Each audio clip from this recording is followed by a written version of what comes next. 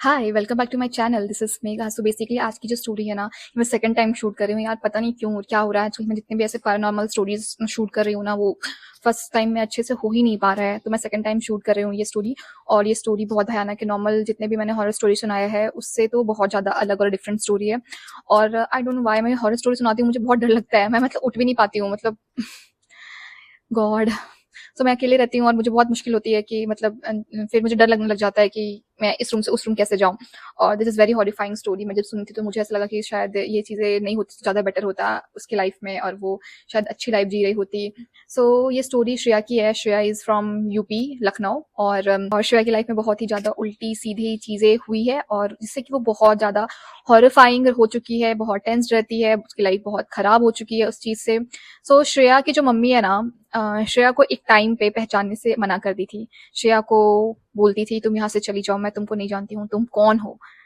ये सारी चीजें उसके घर में हुई थी। एंड ये चीजें एक भूत के कारण, एक पैरानॉर्मल एनर्जी के कारण हो रही थी, जिसके कारण उसकी लाइफ तो आधी खराब ही हो चुकी है। क्या होता था ना, जब श्रेया ना बहुत ही मिन्नतों से बॉर्न हुई थी, और वो 2010 में बॉर्न हुई थी। उसकी मम्मी बहुत ज्यादा उसको लेके एक प्रोटेक्टिव नेचर में होती थी। वो हमेशा उसको प्रोटेक्ट करके रखना चाहती थी। वो चाहती थी कि कोई उसको टच ना करे, उसको कोई छुए ना।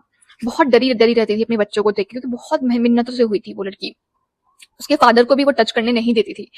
लेकिन ना चीजें ना धीरे धीरे वर्स्ट होने लग गई। उसकी मम्मी का मेंटल जो स्थिति थी वो खराब होने लग गई। वो लोगों को अजीब टाइप से बिहेव करने लगी, लोगों को पहचानना बंद कर दी धीरे धीरे। फिर अपने घर पे लड़ाई झगड़ा स्टार्ट कर। उसकी मम्मी बहुत काम पेशेंस वाली लड़की थी, लेकिन अचानक से कुछ चेंजेस आने लग गए उसके लाइफ। फिर 2015 में उसकी एक छोटी बहन का जन्म होता है। श्रेया की छोटी बहन का एक बर्थ होता है, और उसके बाद चीजें और वर्स्ट होने लग गई। 2016 में बहुत ज्यादा खराब हुआ उसके लाइफ में। उसकी दादी का डेथ हो गया, और घर में एक दो और एक्सीडेंट हुआ, जिससे कि घर में एक दो और डेथ हो गई। जैसे उसकी मम्मी ना थोड़ा सा डर गई थी कि ये क्या चल रहा है। उसकी मम्मी और ज्यादा मेंटल ट्रॉमा में चली गई थी। उसकी मम्मी की स्थिति और ज्यादा खराब हो गई थी। वो लोगों को पहचानना बंद कर दी थी। कभी कभी तो श्रेया के साथ ऐसा बिहेव करती थी कि मैं तुम्हें जानती नहीं हूँ, तुम कौन हो, यहाँ से चली जाओ। ये सब बिहेव उसके साथ करने लगे थे। घर पे लड़ाई झगड़ा बहुत चीजें करने लगी थी वो। तो फिर ना 2020 में ना क्या हुआ ना, कि उसकी एक और मतलब उसकी मम्मी ने कंसीव की। ओके। और डॉक्टर ने एकदम मना कर दिया कि आप इसको बॉर्न नहीं कर सकते हो, आप इस दुनिया में नहीं ला सकते हो, क्योंकि आपकी मेंटल स्थिति बिल्कुल भी अच्छी नहीं है, आप इसको नहीं पाल पाओगे। तो डॉक्टर बोलता है कि इसको अबॉर्ट कर दो, क्योंकि ये लड़की नहीं पाल पाएगी, इसकी मेंटल स्थिति बहुत ज्यादा एक्सट्रीम खराब हो चुकी है। अभी तक आपको लग रहा होगा कि ये चीजें बहुत वर्स्ट चल रही है, पर this is not a worst थिंगी। अभी इसके बाद आप देखोगे ना तो इससे भी ज्यादा चीजें वर्स्ट थी। सो अबॉर्शन हो जाता है। उसके बाद ना उसकी मम्मी ना और एक्सट्रीम बिहेव करने लग जाती है। एक बार क्या हुआ था कि वो दोनों बैठ के मतलब बैठी हुई थी अपने बेड पे, और वो चिल्लाती है कि मम्मी ये पानी ला के दो। वो चाकू लेके आती है और बोलती है आज के बाद से मुझे मम्मी बोली तो मैं तुम्हें मार दूंगी जान से। तुम चली जाओ यहाँ से, घर छोड़ के जाओ यहाँ से, अगर नहीं गई तो तुम्हारा मैं मर्डर कर दूंगी। तो ये उसके साथ हुआ था, और जिससे वो बहुत ज्यादा डर गई थी। उसके फैमिली वालों को भी डर लगने लग गया था कि कहीं इसका ये मर्डर ना कर दे। तो उसको उसकी बड़ी नानी के घर पे भेज दिया गया। अब फैमिली मेंबर्स होते हैं, वो कभी साथ तो देते नहीं है, और देंगे भी कैसे। वो उसके घर चली जाती है, फैमिली मेंबर्स अपनी बड़ी नानी के घर जाती है। पर बड़ी नानी भी ऐसी थी कि मतलब कुछ दिन रखती है। अब कोई भी किसको कितना दिन तक कैसे ही रखेगा, आज का जनरेशन तो वैसा है नहीं। तो वो कुछ दिन तक रखती है, और फिर बोलती है कि मैं मेरे से नहीं हो पाएगा, मैं बूढ़ी हो चुकी हूँ, मैं अकेली हूँ, तो कैसे मैं कर पाऊंगी। उसकी उसकी जो छोटी वाली मासी है ना, छोटी वाली मासी के पास भेज दे जाता है। तो छोटी वाली मासी भी ऐसे ही थी कि मुझे कहीं बाहर जाना है, कुछ काम है मुझे, मैं यहाँ नहीं रहूंगी अभी, इसको ले जाओ। तो अभी वो जो लड़की थी अपने उसकी माँ उसको पहचान नहीं पा रही है। वो कभी इसके घर, कभी उसके घर, कभी उसके घर जा रही है। अब वो अपनी बड़ी मासी के घर चली जाती है। बड़ी मासी उसको रखने के लिए रेडी हो जाती है, रहती भी है वहां पे। और वो सोचती है कि बड़ी मासी की इसका सोल्यूशन तो कुछ निकालना पड़ेगा। तो वो पास में एक पंडित पंडित या बाबा बोलो रहते हैं। वो बाबा बहुत अच्छे थे, मतलब वो ऐसे थे कि वो कुछ पूछते नहीं थे, नॉर्मली बस पूछते थे कि अपना नाम बताओ, अपनी मदर फादर का नाम बताओ, और अपना डेट ऑफ बर्थ बताओ, और कहाँ से आए, ये नहीं पूछते थे, बस ये 3 चीज पूछते थे। उससे वो पूछे तो उसके जो वो जो बाबा थे ना, वो सामने में एक हनुमान जी का पिक्चर लगा था, सॉरी, उसको देख के बोलते हैं कि कुछ लिखते हैं पेपर में। और वो खुद बहुत ज्यादा शॉक्ड में चले जाते हैं कि ये क्या है। वो बताते हैं कि आपकी मम्मी के साथ बहुत ज्यादा वर्स्ट चीजें हुई है। उसकी मासी को भी बताते हैं। 2014 में क्या हुआ था आपकी मम्मी के साथ, एक कोई मुस्लिम गाय था जो आपकी मम्मी को बहुत ज्यादा पसंद करता था, बहुत ज्यादा लाइक करता था। बट वो कुछ ऐसे काला जादू भी करता था, कुछ अपना रिचुअल्स भी करता था, जिससे कि उससे आप वो अपना जो एनर्जी है वो आपके साथ बांध लिया था। वो चाहता था कि वो आपको अपने पास बुला ले, लेकिन वो आपको बताया नहीं था कि वो आपको लाइक करता है, आपको पसंद करता है। तो वो रिचुअल्स करना स्टार्ट कर दिया था आपके ऊपर, और आप मतलब उसकी मम्मी का एनर्जी और वो बंदा जो मुस्लिम गाय था, एक दूसरे का एनर्जी वो बन गया था। तो 2016 में उस बंदे का भी डेथ हो जाता है, जिसके कारण आपके घर में परिस्थिति और ज्यादा खराब होने लग जाती है, क्योंकि वो एनर्जी आपकी मम्मी के बॉडी में बंधा रह गया।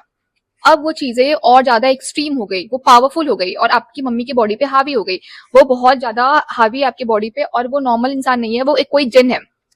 अब उससे पीछा छुड़ाना इज वेरी टफ, उससे पीछा छुड़ा नहीं सकते। अभी आपको कुछ कुछ रिचुअल्स करना पड़ेगा जिससे कि वो ठीक हो सकती है। तो वो कॉल करती है अपने मम्मी पापा को, बताती है कि ये सब चीजें, पापा मतलब मासी बताती है कि ये सब चीजें हुई है दीदी के साथ, तो क्या करना है। तो उसके जो पापा हैं, उनको लगता है, पहले तो उनको तो ये सब चीजें बहुत अजीब सी लगी, उनको लगा कि ये कैसे हो सकता है। फिर वो रिलेट किए कि हाँ हो सकता है, क्योंकि ये बहुत ज्यादा अलग बिहेव कर रही है, उसकी मम्मी बहुत ज्यादा अलग बिहेव कर रही है, ये जिसको लेके बहुत प्रोटेक्टिव होती थी आज उसको वो पहचान नहीं रही है। So this is so different. और एक और चीज बताई थी वो जो बाबा थे, वो एक और चीज बताए थे कि ये सब चीजें उस लड़की के साथ इसलिए हो रही थी, श्रेया के साथ इसलिए हो रही थी, क्योंकि जो बॉडी में जो आत्मा है ना, वो 2014 से वो सब चीजें करना स्टार्ट किया था। तो 2014 से पहले जो भी हुआ है ना, उसको याद नहीं उस बॉडी को, और उसकी बॉडी के अंदर ना उसकी मम्मी नहीं है, खत्म हो चुकी है, वो आत्मा ही है। अब वो आत्मा को जो याद है 2014 के बाद का याद है, तो इसलिए वो उस बच्चे को पहचान नहीं पा रहे हैं और उस बच्चे के साथ बहुत गंदा बिहेव कर रहे हैं।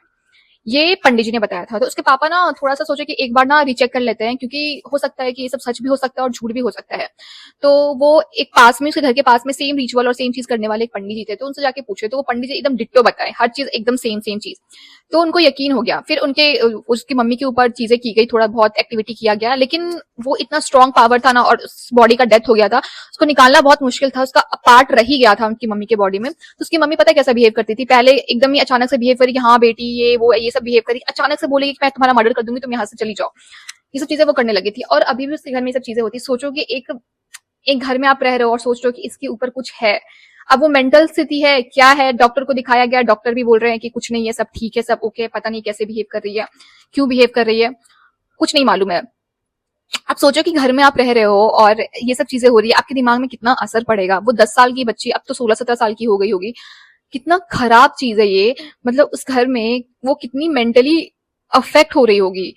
मतलब जो जिसकी माँ आपको, मतलब माँ क्या होती है, माँ प्रोटेक्टर होती है, प्रोटेक्ट करती है लोगों से, लेकिन उसकी माँ उसको मारने के लिए रेडी है। मतलब oh god, this is so so horrifying. मैं सुन के बहुत ज्यादा, मतलब मुझे बहुत बुरा लगा। I am so sorry. Yeah this is the story. Okay bye.